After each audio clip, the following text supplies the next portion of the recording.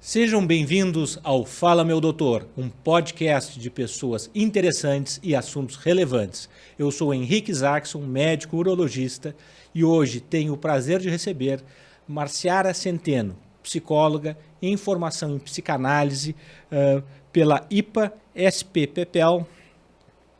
Seja muito bem-vinda, doutora Marciara. Muito obrigada, Henrique. Bom, hoje ela vem conversar conosco sobre o Setembro Amarelo e sobre a depressão. Tá?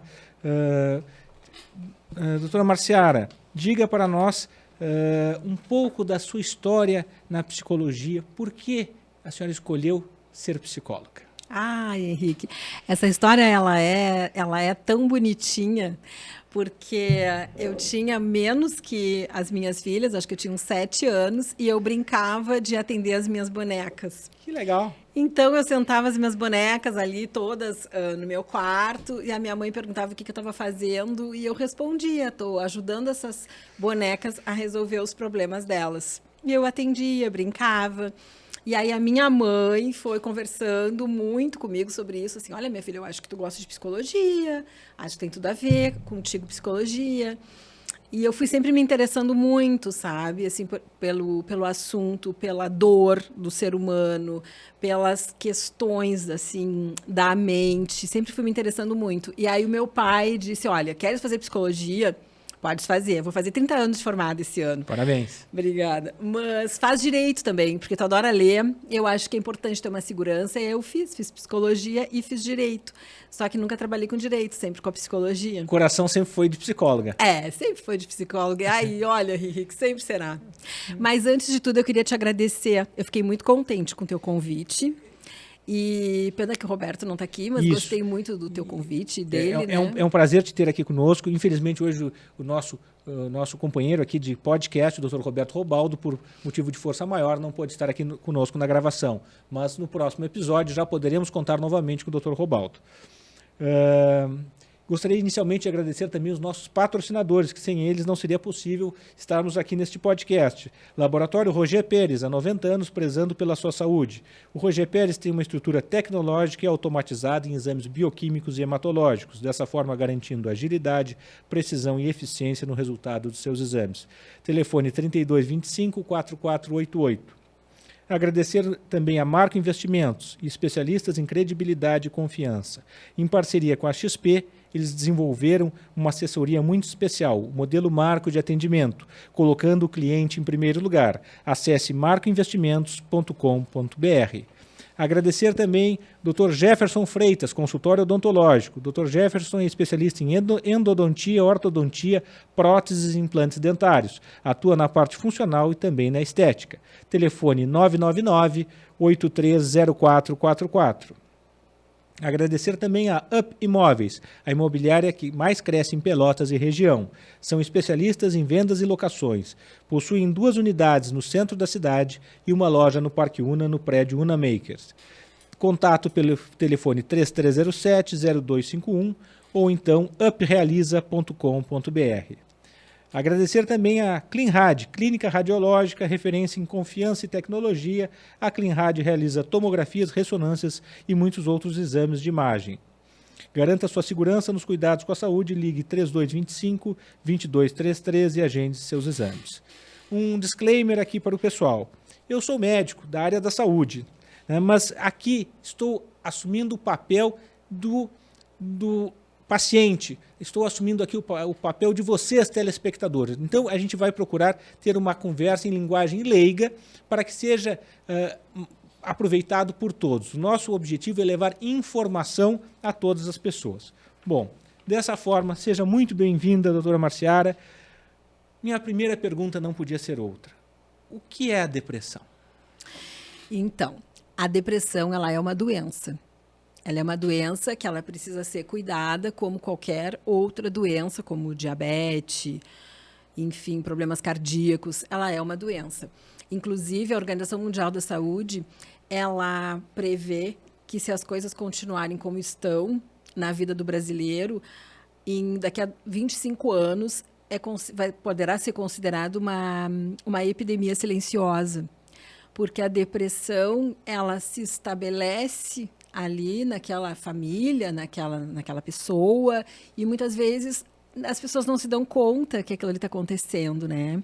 Então, sim, é considerada uma doença preocupante, e a depressão ela pode se manifestar de várias formas, né? E eu acho que hoje é isso que é importante aqui a gente conversar, assim, que é um programa tão amplo, né, de poder levar para as pessoas essa conscientização de que aquele que está do meu lado, ele pode estar deprimido e eu posso não estar percebendo, não só eu mesma. E eu mesma posso estar deprimida e posso também não estar percebendo. Então, assim, a depressão doença, ela precisa ser diferenciada da tristeza normal. Exato. Como é que é isso? É o nosso telespectador que está assistindo lá, vai estar essa dúvida. Eu estou triste ou eu estou deprimido? Exatamente. Essa é uma dúvida muito importante e é uma dúvida frequente, né? E preocupante também, porque às vezes é só tristeza e as pessoas pensam que estão em depressão. Outras vezes é depressão e é só uma tristeza normal de coisas tristes que estão acontecendo na vida da pessoa, né? Então, como é que a gente pode diferenciar? Tem situações na vida do desenvolvimento que são completamente normais das pessoas estarem tristes, né? Que são perdas de familiares, totais perdas de empregos, mudanças radicais de vida. Então, são situações que levam o ser humano a ficar triste. Se essa tristeza permanece durante mais tempo do que o esperado de uma elaboração de um luto, aí a gente pode começar a pensar numa melancolia e a gente pode sim começar a se preocupar com uma depressão. Então, tristeza é muito importante, tanto quanto a alegria, a raiva, os outros sentimentos. Inclusive, né, aquele filme Divertidamente, que é um filme infantil, mas sobre sentimentos, né? Sobre sentimentos, mas que ele até é mais para adulto que para criança. Ele mostra bem. É um prato cheio para psicologia, né? É um prato cheio para psicologia, porque ele mostra bem a importância da tristeza na elaboração das mudanças da vida. Bom, quando isso passa daquele momento, daquele período que a gente imagina assim como elaborativo das mudanças, aí é que precisa ter preocupação. Bom, independente da tristeza, pessoas que não têm motivo nenhum para ficarem tristes, elas podem sim entrar em processo de depressão. O que caracteriza a depressão? É quando aquilo que era interessante passa a não ser mais interessante. Aquilo que eu gostava de fazer dá lugar para um tédio, para um desânimo. Então, a depressão, ela aparece muito pela desistência, pelo desânimo daquilo que antigamente o antigamente pode ser ontem, era interessante para mim e agora parou de ser interessante. E um estado de depressão pela falta de esperança, pela falta de energia, pela falta de vontade de mudança, muitas vezes até pela falta de vontade de tomar banho, de conversar com as pessoas. São, assim, as mais variadas impossibilidades. Até questões motoras, de coordenação, a pessoa pode ir diminuindo a sua coordenação motora, gostava de dançar, não dança mais. Então, assim, vai tendo um desinvestimento da vida saudável, né? Então, isso caracteriza, assim, o que faz a diferença. Uma coisa que me chamou a atenção quando começasse a falar foi que existe a pessoa deprimida, mas tem um ambiente familiar, às vezes, mais depressivo. Isso acontece? Como é que é isso? Isso acontece. Então, a gente pode pensar a depressão com características genéticas. A gente pode pensar a depressão adquirida pelo ambiente. A depressão, ela pode aparecer em bebês, crianças, adolescentes, adultos e na fase idosa também. Pode aparecer em qualquer momento do desenvolvimento de um ser humano. Ela é uma doença muito humana, muito do ser humano, né? Aí tu pode me perguntar assim, mas nos bebês, como é que a gente percebe a depressão nos bebês? Então, bebês que já nascem desinvestindo da vida, bebês com dificuldades de mamar, bebês com dificuldade de se aquecer, bebês chorões que choram demais, que precisam muito da mãe, além do normal. Aí depois se desenvolvem, são crianças apáticas, quietinhas, pode também apresentar irritabilidade, enfim, com mais dificuldade de desmame, de desfraude. Na adolescência, É muito comum chegar na clínica adolescente deprimido e as mães e os pais, a família, pensam que é birra, né? E, na verdade, é um quadro de depressão. Os adolescentes de hoje em dia são mais deprimidos que os de antigamente? Olha, a estatística mostra que as mulheres apresentam mais depressão que os homens, né? Que seriam 2 mulheres para 1 homem. A gente pode discutir mais profundamente isso, porque não sei se realmente ou porque as mulheres também procuram mais ajuda. Mas adolescentes, hoje em dia, com mais depressão que antigamente, eu não sei te dizer estatisticamente. Certo. Mas eu posso te falar da minha clínica. Perfeito. Que é o que eu sinto lá e que eu vejo que, assim, as depressões nos adolescentes hoje, elas são depressões de vazio. Elas não são depressões vindas só ou da genética ou de algum conflito maior, alguma perda de familiar, alguma situação com motivo. As depressões que eu encontro são depressões por vazio, sabe? Por vazios, depressões narcísicas. Então, o uso excessivo, sim, das telas te deixa num mundo ideal.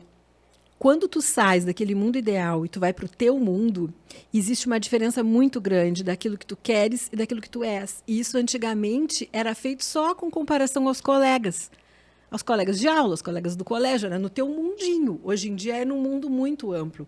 E essa comparação de um ego ideal e de um ego real, que é como a gente chama, que é a pessoa que eu gostaria de ser e a pessoa que eu sou, quanto maior a distância, se a pessoa não lida bem com aquilo que ela deseja ser, ela vai entrando num processo de encolhimento e ela pode, sim, vir a fazer um quadro depressivo. E é isso que a gente tem visto muito na clínica dos adolescentes. Nas redes sociais, no Instagram, a gente vê todo mundo feliz, né? Todo mundo feliz. E aquela felicidade, aqueles, né, sinais de riqueza, de felicidade, às vezes não é fácil para o jovem lidar com aquilo. Não é fácil, porque é um padrão muito ideal. Então, e não é só a felicidade, é um convite assim, se tu quiseres, tu podes. Tu tens que te ajudar. Essa é a pior frase que um depressivo pode ouvir de alguém. Porque se ele pudesse, ele se ajudaria. Se ele não está se ajudando, é porque ele não pode, ele não consegue. Então, quem olha de fora, né, é fácil falar, mas tu não estás te ajudando, vai para academia, procura uma amiga. Só que não, porque a pessoa não consegue. Se ela conseguisse...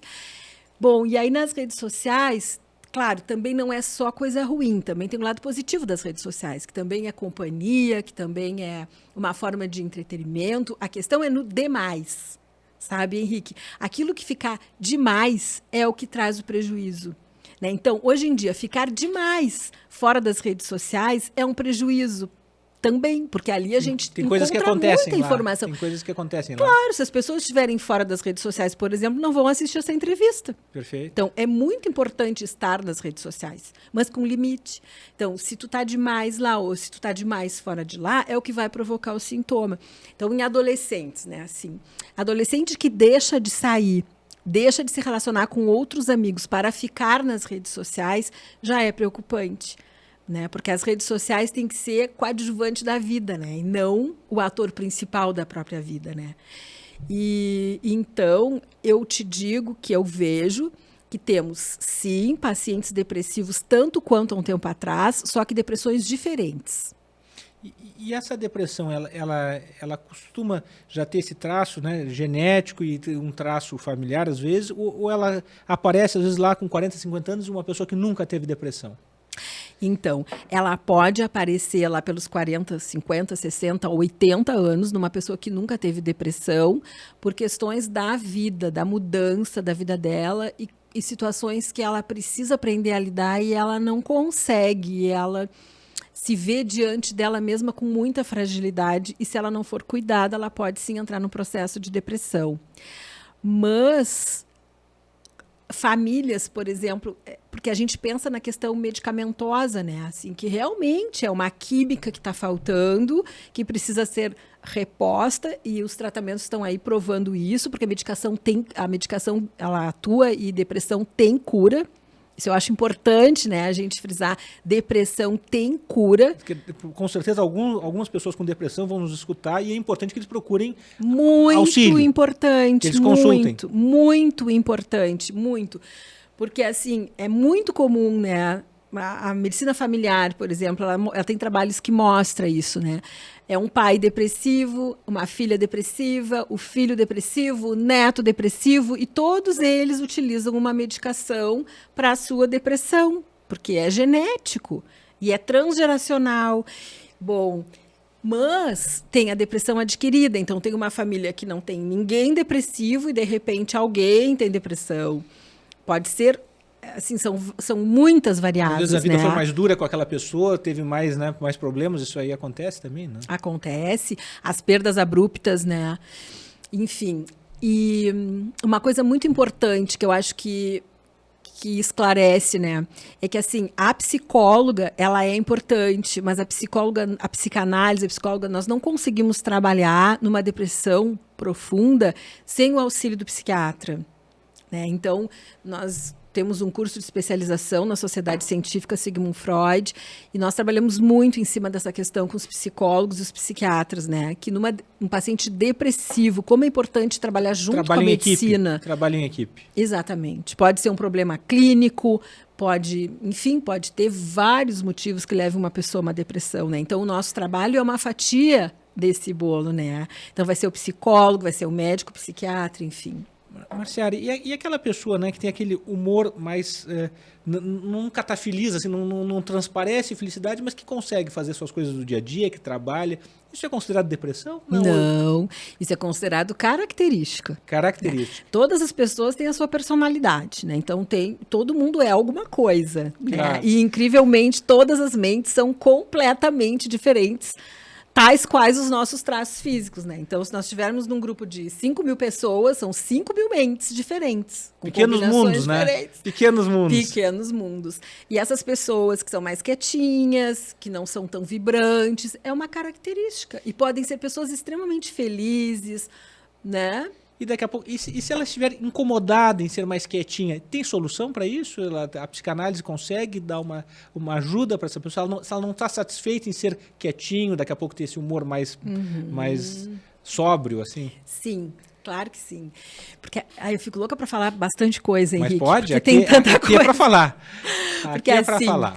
Como é que a psicanálise trabalha, né? Vamos imaginar um cordão, tá? Um cordão enorme, assim. E esse cordão tem alguns nós. E a gente chama esses nós de traumas, de conflitos, que vão roubando a energia psíquica do ser humano. Porque nós temos uma energia psíquica, que a gente trabalha, a gente lida, a gente, né, vive com uma energia psíquica. Então, tu imagina, a psicanálise, ela vai trabalhar lá nesses pontos deste cordão imaginário nosso, na liberação daquilo que está inosando a mente. Então, no que tu trabalha ali, solta, desinosa e sobra energia psíquica. Então, uma pessoa pode ter um trauma lá da adolescência, que ela não resolveu e que está ali em forma de nó. Quando ela chega nos 40 anos, acontece algum episódio na vida dela que ela revive aquela situação lá do passado e ela não sabe por que agora que ela está deprimida. Só que ela, se a gente trabalha com ela e vai para a linha do desenvolvimento da vida dela, nós encontramos lá no passado o que não foi resolvido lá, que roubou a energia dessa pessoa durante uma vida toda e que está trazendo um sintoma agora. Entende? Sim. Então, a psicanálise entra na busca do que está reprimido no inconsciente para trazer para a pré-consciência, para trazer para a consciência, para liberar a energia e trabalha no que antes era reprimido, entende? E isso é um trabalho a longo prazo? A psicanálise, ela como é que funciona? Como é que funciona a psicanálise? Então, o paciente tem várias formas de procurar um tratamento, né? Porque existem várias técnicas, a psicanálise Sim. é uma delas. O paciente marca um horário e aí ele começa a fazer uma avaliação com o profissional que ele escolheu, geralmente de 3, 4 sessões, uma avaliação para ver o que ele quer, o que está acontecendo. E se a dupla combina, começa um processo de psicoterapia ou um processo de análise. Existe a diferença. Então, a psicoterapia é com menos frequência e a análise, a psicanálise, é com o uso do divã e com maior frequência. E aí a dupla combina qual vai ser o tratamento, né? O que é mais indicado. Geralmente, nos casos de depressão aguda, é psicoterapia, olho no olho, né? Enfim. Aí vai ver o que o paciente se beneficia mais, né? Mas o que eu quero deixar bem claro é que precisa da medicação junto com a psicoterapia. São pouquíssimas depressões profundas que o paciente poderá ficar somente em contato com a psicoterapia e que vai se beneficiar. Perfeito. Outra dúvida, como é que é a depressão nos pacientes bipolares? Essa pergunta é interessante, porque o paciente bipolar, ele é aquele que vai oscilar entre momentos de muita euforia e momentos de depressão. Então, quem acompanha o bipolar, ele sabe, ele sente que depois daquele momento de tristeza profunda, de desistência da vida, ele tem picos de euforia e ele se sente muito bem, e ele pode, inclusive, ter atuações de querer comprar coisas e mudar a vida, e faz projetos, e aí daqui um mês aqueles projetos ele não executa, e ele vem para uma desistência da vida. Então, são picos de altos e baixos. E no paciente depressivo, com depressão, não existe a euforia, existe sempre uma música no mesmo tom. Então, o bipolar, imaginando uma música, é alguém que tanto toca para cima como toca para baixo, né? E o depressivo não, ele está sempre no mesmo tom e no mesmo ritmo também. Perfeito. Marciara, me conta outra coisa. A gente já falou alguma coisa sobre isso, mas assim, aquele paciente que está sofrendo um luto, né? Perdeu um familiar próximo, é normal que esse paciente vai ficar triste. Sim. Mas a partir de que tempo que a gente tem que se preocupar que esse luto está patológico, que daqui a pouco ele já está deprimido? Quando é que acende aquela luz para a gente que isso aí não está ok? Então, um luto, ele vai ter a sua forma de elaboração muito independente da personalidade de cada pessoa e de como cada pessoa lida com a sua dor, né? Mas, por exemplo, durante um ano se espera que essa pessoa vai estar triste, porque é a primeira vez que ela vai passar por todas as datas daquele ano sem aquele amor, né? Sem aquela pessoa que ela perdeu. Então, o primeiro ano é esperado que seja um ano de muita tristeza. O segundo ano também. A forma como essa pessoa morreu também vai ter influência, né? Sim. As mortes, de uma hora para outra, são mais difíceis de elaborar. Não está esperando aquele paciente que já está bem doente, a família espera, né? Já vai, a gente usa muito a palavra elaborar, né? E elaborar significa ir dando um lugar dentro da mente para confortar aquela situação. Que pode acontecer. Entender aquilo que está acontecendo, que pode acontecer. Então, quando uma pessoa está doente, é claro que é muita dor, mas já existe uma preparação para aquela perda. Só que quando a pessoa morre de uma hora para outra, não existe a preparação nenhuma, é abrupto. E essas perdas abruptas, elas imagina, é como se fosse um vulcão dentro da tua mente que tu vai ter que entender que vai ter que ter um lugar para poder guardar esses afetos que são muito difíceis, né? Então, voltando para te responder, então vai depender do tipo de perda que essa pessoa teve. Se espera que essa pessoa vai ficar triste durante um tempo, mas ela vai conseguir, apesar de triste, ir tocando a vida dela. Então, nós que temos filhos, né, pequenos, Sim. vai continuar levando na escola, estudando com as crianças, jantando fora com as crianças. Quer dizer, tu tá triste, tu tem o teu espaço, tu precisa te isolar, tu chora, tu fica triste, tu fica mal, mas tu vai pro mundo, né? Quando tu começa a te excluir desse mundo, aí somente pro teu cantinho e não querer mais participar da vida das outras pessoas que tu também amas, aí é um sinal de que tem patologia, que tem algo a mais que precisa ser visto. E pode, inclusive, ser algumas dessas revivências desses nós, né, que eu falei lá do passado, que pode estar sendo revivido agora. Quer dizer, não é só a perda ali, são outras perdas todas embutidas ali. Então, esse é um sinal importante, quando tu não vais mais para a vida externa, tu vai te recolhendo de todos os contatos sociais e tu só queres ficar quietinho. Demais, sabe? É o demais. Então, o demais é que é o sinal de alerta para as tristezas muito intensas. Assim como é patológico também, quem não sente nada, né? Sim.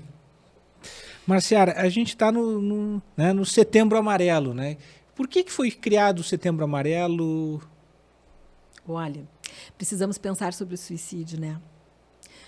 É um assunto triste, é um assunto importantíssimo, porque a gente sabe que muitas pessoas se matam, né, Henrique? Muitas pessoas, né? E que se essas pessoas pudessem ter se tratado antes, elas poderiam ter evitado.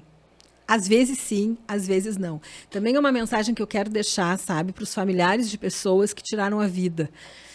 Que não podem se culpar pensando assim, se eu tivesse feito algo diferente, essa pessoa não teria tirado a vida.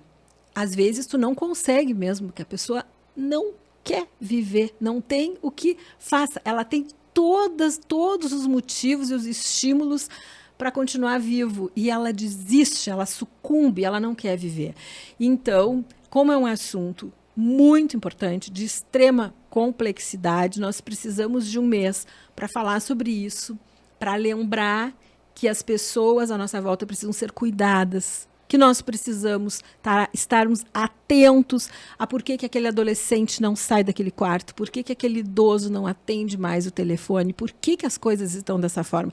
Eu acho que é um mês, como qualquer outro mês que se dedica para outros problemas, outras doenças, né, para conscientização e para a gente lembrar que a gente precisa estar atento ao que está na nossa volta, né, e conosco. E procurar ajuda, né, consultar. E procurar ajuda. O que acontece? O paciente com depressão, ele não procura o tratamento. Ele não consegue, ele não procura. Então, ele se comunica muito de forma não verbal com a família.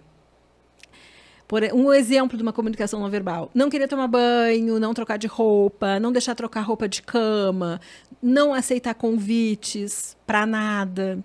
Se sai, já quer voltar para casa. Então, são alguns sinais não verbais que a pessoa dá, porque são raros, quer dizer, a pessoa já tem que ter um pouco de saúde para dizer, eu não estou bem e eu preciso de tratamento. Essa pessoa já está reagindo. Já deu um passo, né? Já deu um passo.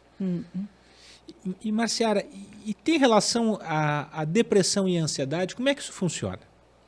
Então, a ansiedade ela é o medo, né? É o medo jogado para o futuro. A ansiedade, eu gosto muito desse assunto. Porque a ansiedade, para mim, é um dos males deste momento, sabe? Dessa nossa sociedade. É sempre o medo corrida. Do futuro? Essa sociedade corrida. Marciara, a ansiedade sempre é o medo do futuro? É uma prevenção agitada daquilo que pode sair do meu controle. Já estou enxergando coisa que vai dar errado. Vendo possibilidades mil. Vendo possibilidades mil. E eu costumo dizer... Nem sempre boas, né? Sim, mas tu sabe que até as coisas boas também deixam as pessoas ansiosas, né? Não só as ruins. As boas, às vezes, é tanta coisa boa que também não tem espaço para lidar com aquelas coisas, né? E a pessoa fica ansiosa e transborda por dificuldade de lidar com tanto estímulo dentro da mente, né? Mas por que eu acho esse assunto muito importante, né? Porque eu também digo que pessoas ansiosas costumam ser pessoas inteligentes, talvez porque eu seja ansiosa, né? Então, o meu argumento é que as pessoas ansiosas, elas costumam ser inteligentes. Vão fazendo possibilidades na cabeça? Porque elas enxergam o que vai acontecer. Exatamente, vão criando possibilidades na cabeça que aquela pessoa que não é tão esperta e inteligente nem imagina. Mas a pessoa que é esperta e inteligente, ela... vai construindo futuros. Ela vai construindo futuros, exato. E aí ela vai indo para aquele futuro e ela vai imaginando que não vai ser do jeito que ela imagina, porque a ansiedade e o controle também pode andar junto. Então, como é que não é o tem controle? o controle O controle da situação. O controle da situação.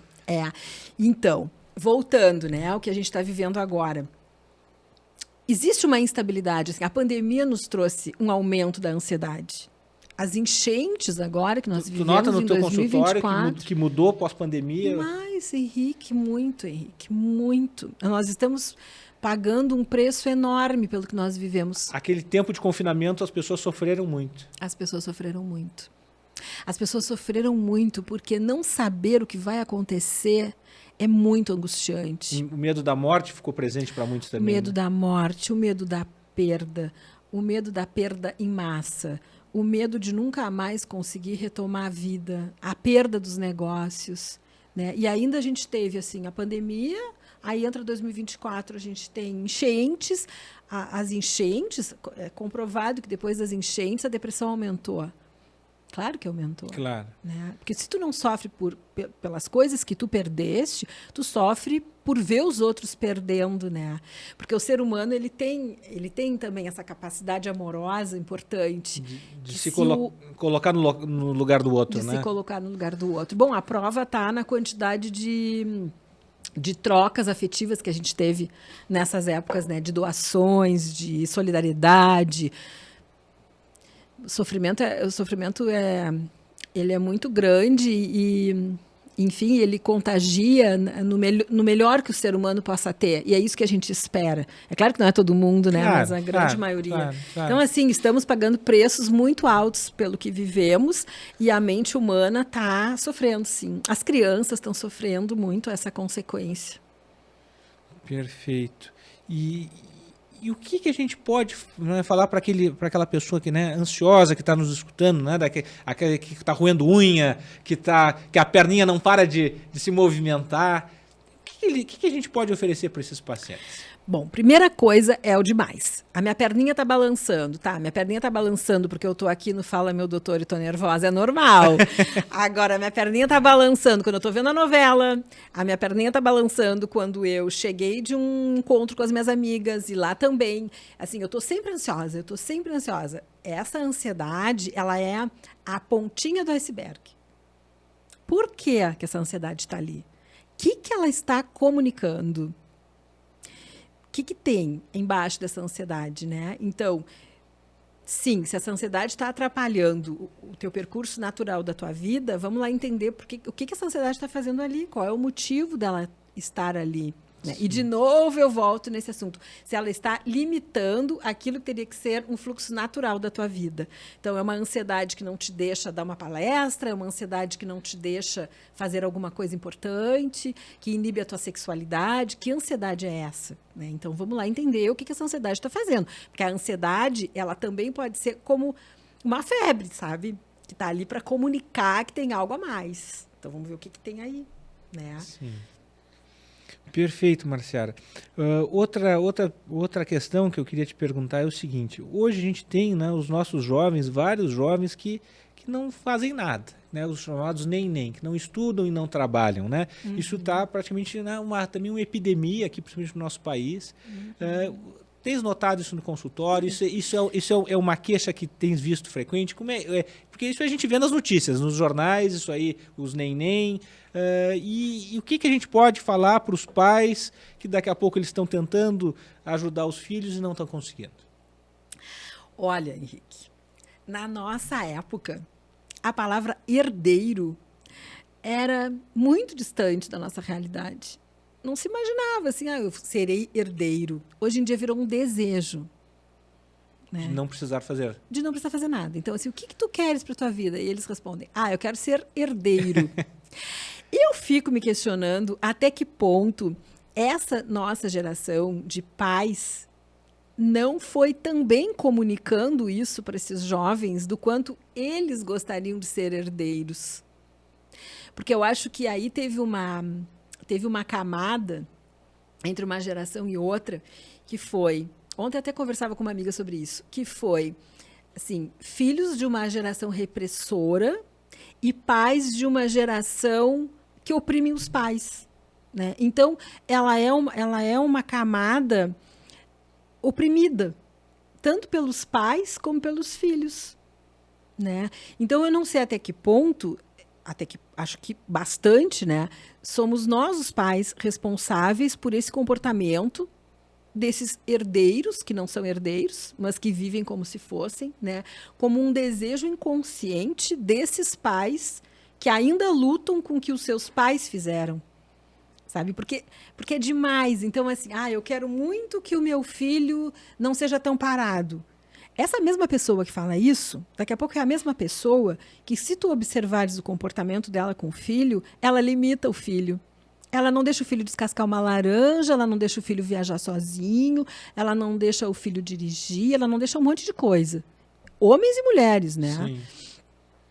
Ao mesmo tempo, essa pessoa diz, mas eu quero que meu filho faça. Mas, por outro lado, ela não deixa o filho fazer. Porque daqui a pouco são essas pequenas atividades na vida que vão treinando essa criança, esse jovem, para ele conseguir desempenhar funções na sociedade. Mas é claro, Henrique, mas é claro, isso é muito importante. Então, ali, né, quando começa os 7 anos, 8 anos, a própria escola diz, agora está entrando num processo de independência. E a escola precisa trabalhar essa independência, porque lá na família a independência não é trabalhada. Muitas vezes porque os pais também trabalham, ficam fora de casa, e as funcionárias fazem absolutamente tudo para essa criança. E daqui a pouco o pai fica culpado que não está dando atenção e aí faz as vontades. Exatamente. Então, assim, esses dias uma pessoa me falava assim, Marciara, o meu filho não sabe fazer nada. Nada. Ele não sabe nada. Ele não troca pneu, ele não sabe trocar um chuveiro, não sabe colocar um quadro na parede.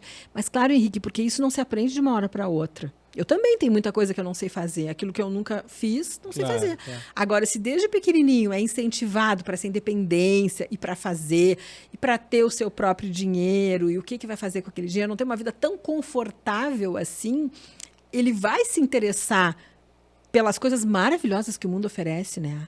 Mas tem uma apatia, sabe? Tem uma apatia, assim, porque é tudo tão fácil, né?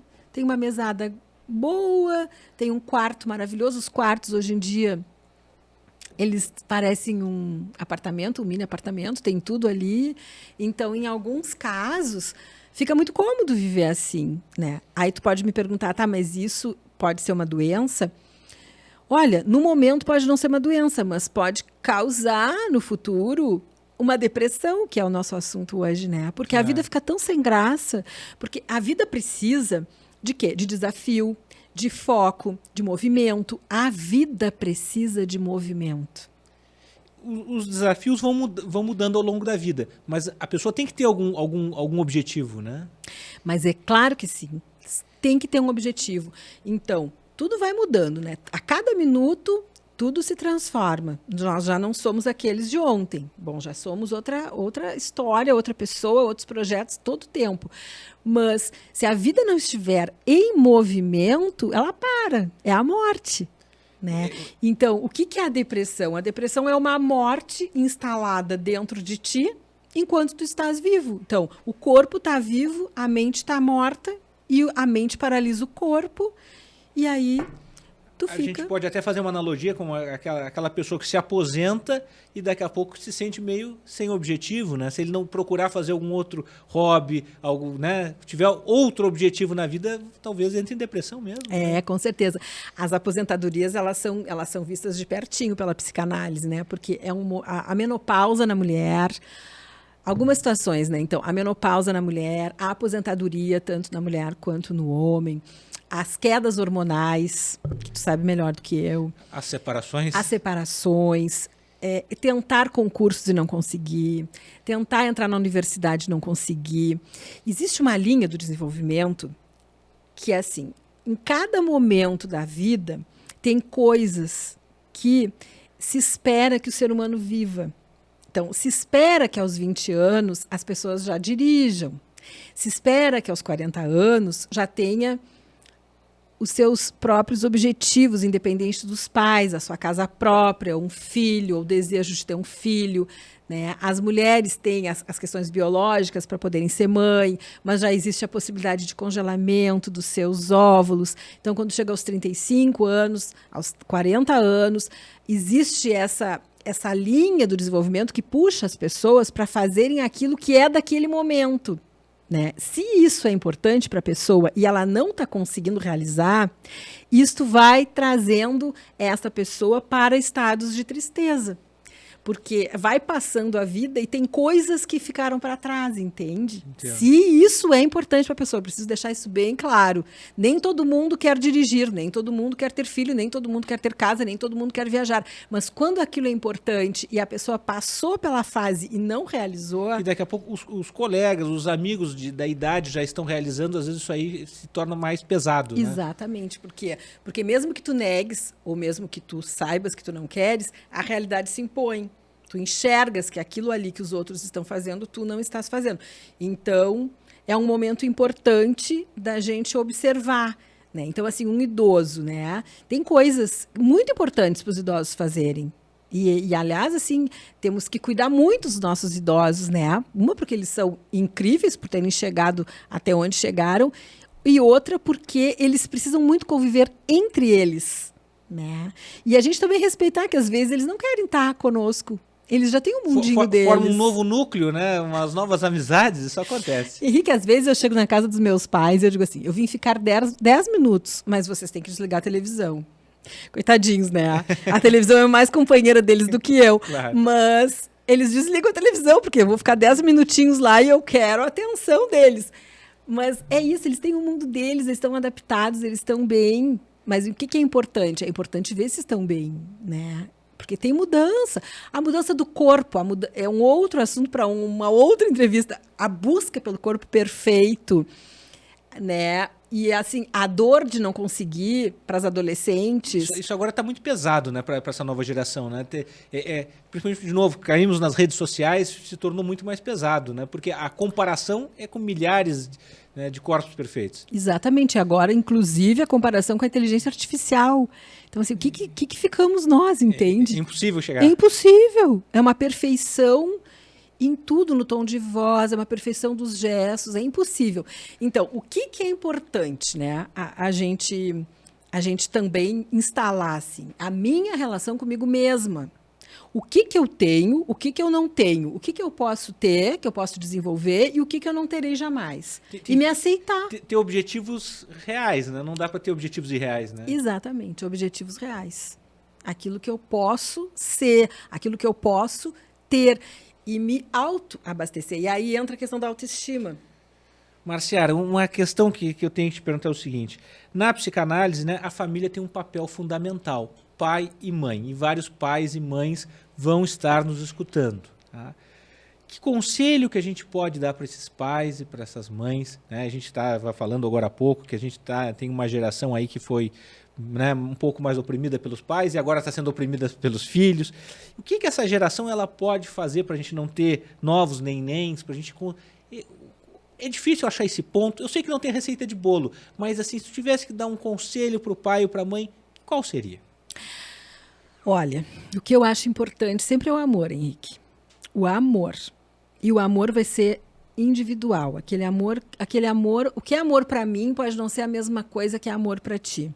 Mas se eu acreditar que eu tô dentro do meu amor e que aquilo que eu tô fazendo é a minha forma de amar e eu tiver convicção, essa pessoa que está comigo, ela vai entender que essa é a minha forma de amar. Então, eu acho que o amor, ele precisa sempre estar presente. E uma das formas de amar é emprestar a tua escuta. Uma escuta bem verdadeira, bem aproximada da pessoa que tu amas. Então, se tu não sabes o que fazer com teu filho, te aproxima dele. Te aproxima sem falar. Tu não precisa falar, porque o silêncio comunica muito. Então, eu não sei o que dizer, não precisa dizer. Te aproxima dele. Ama com teu silêncio, que aí tu vai observando o que ele está precisando, por que ele está daquele jeito neste momento, por que aquele sofrimento? Te aproxima, e aí tu escutando, acompanhando, estando junto, oferecendo o teu amor, na minha opinião, é a melhor forma de poder ajudar alguém a se sentir feliz. Só que falando assim, parece simples. Só que não é simples, porque oferecer a tua escuta significa tu abrir o teu ouvido para escutar aquilo que tu não consegue enxergar, porque é difícil enxergar. Mas se o teu filho souber que ele pode contar contigo em qualquer momento e que ele vai encontrar em ti as emoções que tu tiveres, porque ninguém é perfeito, então ele vai se comunicar contigo e ele vai encontrar os teus sentimentos, porque tu é um ser humano, tu vai ter raiva, tu vai ter tristeza, tu vai ter alegria, tu vai ter tudo, mas tem a verdade. Então, uma comunicação com verdade, com escuta e com amor é o que faz o outro se sentir acompanhado. Porque o que leva, muitas vezes, os nossos filhos, as nossas crianças e os nossos adolescentes à depressão, ao uso de droga, à rebeldia? É a falta de contato afetivo, é o desamparo. Então, onde tem um desamparo, se tu conseguires trazer isso para um amparo, A mudança acontece, e aí temos uma coisa positiva com crianças e adolescentes, porque eles trazem uma mudança rápida, diferente do adulto que demora mais tempo, né? Responde mais rápido, né? A criança e adolescente, eles respondem mais rápido. Então, é o amor, é a escuta, é a conexão, é uma escuta de verdade e as questões narcísicas que não podem ficar de fora da nossa conversa, né? Eu preciso respeitar o outro do jeito que o outro é. Eu preciso aprender a amar o meu filho do jeito que o meu filho é e não do jeito que eu quero que ele seja. Isso é muito difícil. Daqui a pouco eu idealizei de uma maneira e não é aquilo que se impõe. É a minha filha ideal, é o meu filho ideal, né? Não era esse filho que eu imaginava, não era assim que eu queria. E aí entram as questões narcísicas, e aí onde tem esse rompimento, que eu não consigo amar quem não é aquela pessoa que eu imaginava. Como é que se sente essa pessoa que não é e não corresponde ao que os pais queriam e não se sente amado? Desamparado. Nesse desamparo, como é que vai ter esperança na vida? Se nem o meu pai e a minha mãe me amam do jeito que eu sou, como é que eu vou ter esperança? Né? Outra coisa importante das relações narcísicas, que eu acho que a gente precisa pensar, é que onde existe um vínculo com alguém narcisista, essa pessoa é provocadora de depressão. Isso pode acontecer uma pessoa provocar a piora do outro familiar? Pode. Vou te dar um exemplo, tá? Num relacionamento afetivo, imagina que duas pessoas estão se conhecendo, um homem e uma mulher, uma adolescente e um adolescente. A adolescente cria expectativa, ou ele cria expectativa, aí eles conversam pela internet, eles trocam muitas informações, conversam de madrugada, criam esperança um na mente do outro. Aí, eles têm o primeiro encontro, eles saem, eles ficam, eles trocam beijos, enfim, né? Eles ficam fisicamente juntos. E, a partir daquele momento, um não procura mais o outro. E o outro fica sem entender por que aquilo aconteceu. Isso é um dano tão grande na mente daquele que fica sem entender o que está se passando na cabeça do outro, inacreditável. Só quem está ali na clínica acompanhando essas situações vê o quanto isso traz sofrimento, Henrique. Então, assim, nós somos seres humanos, tá? Que passamos ali conectados com milhões de pessoas. Não podemos dar uma ligaçãozinha ou mandar uma mensagem. Gostei de ti, mas nesse momento não estou afim de te ver de novo, não estou afim de namorar, ou não gostei de ti. É melhor a pessoa falar, sabe que tu não era quem eu imaginava, mas não deixar a pessoa assim... Deixar no vácuo. Nesse vácuo, exatamente. Então, relações com pessoas narcisistas são caminhos para tristezas profundas. Porque a pessoa fica sem entender o que está acontecendo. Perfeito, perfeito. Marciara, e assim, daqui a pouco a pessoa está nos escutando, estou achando que o meu marido, a minha mulher, né, o meu irmão está deprimido. Como é que eu converso com eles? Olha, tens que consultar. É fácil essa conversa? Depende. Se a pessoa está ali esperando uma conexão, querendo ser vista, é fácil. Pode até gostar. Olha, me percebeu, alguém me viu. Que bom, estão me vendo. E pode aceitar. Mas se essa pessoa não enxerga que está doente, porque muitas vezes a pessoa não enxerga, primeiro ela vai ter que ser convencida de que ela está doente. Né? Porque tem pessoas que adoecem e elas sabem que estão doentes. E tem pessoas que estão adoecidas, mas não se dão conta. Acham que a vida é assim, que a vida é triste. E aí fica difícil de convencer. Mas sempre tem uma saída, né? Eu acho que isso é uma coisa importante, né? Porque se o paciente não quer ir ao tratamento, alguém da família vai. E se alguém da família vai, já é um caminho aberto para poder fazer alguma coisa. Mesmo que não seja aquela própria pessoa que está deprimida, se algum familiar for ao tratamento, já ajuda? Já ajuda. Já é uma porta que se abre Né? Aí a gente já pensa, a gente trabalha assim na questão intersubjetiva, né? Então, assim, o que tu podes fazer? Vamos lá, vamos tentar, vamos ver o que dá para ser feito. E aí a gente vai levando como uma linha imaginária. No ambiente. Faz uma intervenção no ambiente. Vai levando como uma linha imaginária um pouco de saúde lá para aquela pessoa que naquele momento não está querendo. Até que a pessoa vem, sabe? E nós temos boas respostas com isso na clínica. De repente a pessoa vem, ou a pessoa diz assim, eu não aceito ir, mas aceito uma sessão online. Uai, eu não quero isso, só se ela vem aqui. E aí a gente vai, pode atender, fazer um atendimento domiciliar, enfim. Perfeito. Importante é tentar, né, Henrique? Perfeito. Marciara, assim, então, gostaria de te pedir para tu deixares uma mensagem né, para aquele que está nos escutando, que está deprimido, uma mensagem final para eles. O que tu gostarias de falar? Para quem está deprimido. Para quem está deprimido. Olha, que sempre tem uma esperança. E que por mais que pareça que não vai passar, tudo passa. Tudo passa. Pode até piorar. Mas igual como está, não vai ficar. E tudo passa. E aquilo que parece um problema gigante hoje, se o tempo passa, depois tu olha para aquele problema e ele não está tão gigante assim. Eu tive um supervisor durante muito tempo que ele me dizia assim, o sintoma vem nas depressões por algo que a pessoa está imaginando que é um monstro. Deixa aquele monstro de lado, continua vivendo a vida, trabalhando as questões traumáticas dessa mente. Vamos ver como está essa autoestima, vamos trabalhando a autoestima, vamos trabalhando as questões do dia a dia dessas pessoas. De repente, tu olha para aquele monstro e ela virou uma areia. Então, deixa o tempo passar, que tudo passa. Parabéns. Que colocação importante, Marciara.